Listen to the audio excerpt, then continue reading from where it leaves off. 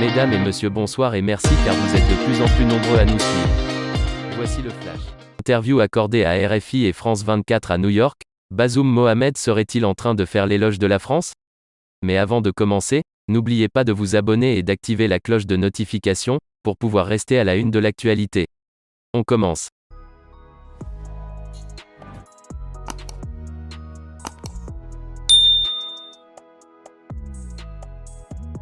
On a l'impression dans cette interview, que le président Bazoum Mohamed fait l'éloge de la France. C'est en tout cas ce que laisse croire ce passage dans lequel il dit que la situation dans la région de Ménaka s'est totalement dégradée depuis le départ de Barkhane. Depuis la fin du mois de mars, les terroristes ont conquis des territoires encore plus vastes.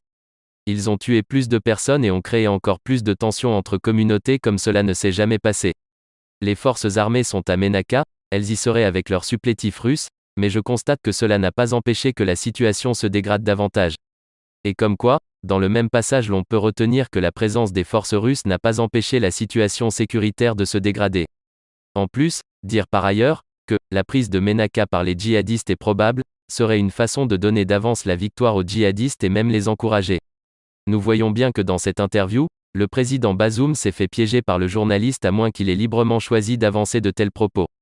Si la seconde hypothèse est comme nous la pensons alors, Bazoum est allé loin cette fois-ci car, il ne lui appartient pas de se prononcer sur la situation sécuritaire d'un pays qui n'est pas le sien. Surtout en se laissant aller jusque dans un jeu de comparaison entre la France et la Russie. Bazoum doit de ce fait, éviter de se laisser entraîner dans des histoires qui pourraient lui coûter cher. N'est-ce pas, de telle attitude de la part de notre chef d'État qui a suscité la maladresse du PM malien à son endroit?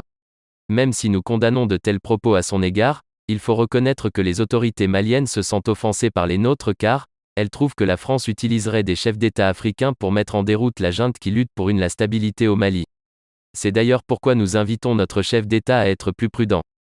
Eh bien les amis, c'est déjà la fin de notre petit flash d'infos, laissez-nous vos impressions en commentaire et à bientôt pour de nouvelles informations.